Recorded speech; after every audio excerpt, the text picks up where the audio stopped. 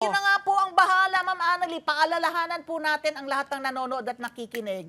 Yes po, dahil nga po, eto na naman tayo, buwan ng Disyembre, kaliwat kanan na naman po ang ating mga selebrasyon, ano, naway maging safe ang ating pagsalubong ng bagong taon at hindi na sana nga po maulit yung mga nangyaring previous years.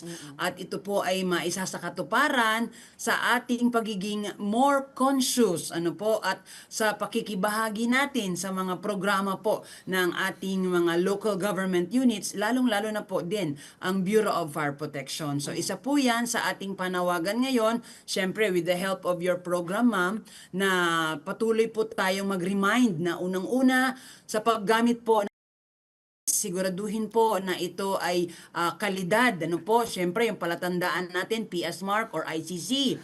And wag pong isasaksak magdamag. Ano po, nandun na tayo, papagandahin natin ating bahay, pero isipin natin yung safety ng ating property. At the same time, yung nabanggit po ni ma'am is yung paggamit ng fireworks ngayong darating na New Year.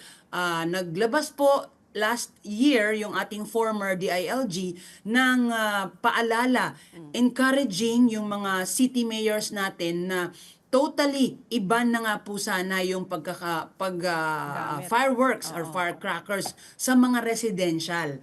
At magtalaga ng community fireworks display areas. Yan na po ang standing order ngayon at sana po mag-cooperate yung ating mga kababayan. So, Miss Annalie, ito nga, no, sabihin natin, unfortunately, no, hindi nakinig sa mga payo ng mga LGU, ng media, na wag na nga gumamit ng mga firecrackers ngayon sa pasalubong po ng New Year. Ano ba yung mga pangunahin? And in general, no, pag kayo po ay nagkaroon po ng liyab sa inyong bahay, may sunog, ano ba yung unang mga dapat gawin? Ano bang kailangan nating maalala sakali man po ay wag naman sana, no, magkasunog po sa ating tirahan o sa ating kapaligiran?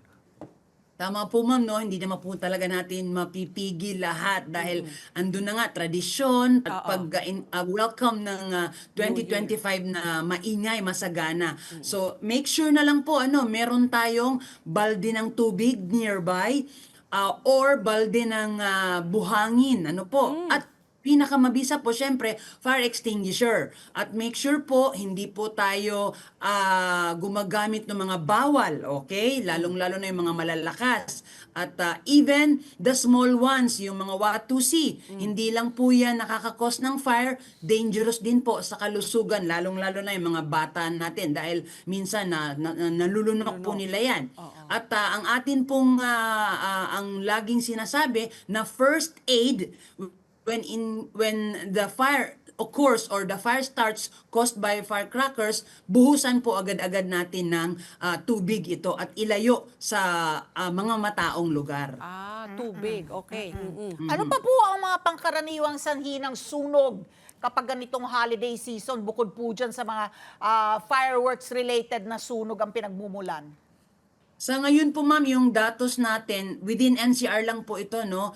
The whole month of December, this December 1 today, ang nakikita po nating top cause of fire ay electrical ignition. So, it has something to do with our kuryente. So, maybe ito na nga, yung mga palamuti, yung mga ating appliances na naiiwan, or yung mga plug natin na sa katagalan, lumuwag na po at hindi na nga po natin monitor o na-check. Oo. Nagulat nga ako di ba na parang meron tayong tip na binigay noon, Patpi, na kapag gano'ng katagal na yung bahay mo, kailangan pa and it was i-rewire. like 10 years or 15 years, na kapag pati gano'n pa na, re-rewire.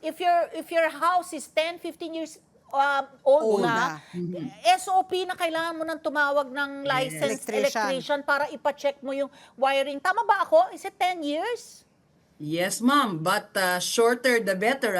Para sigurado talaga tayo. And once you see a flickering bulb or yung light natin na parang may disco na, ipacheck na po agad natin.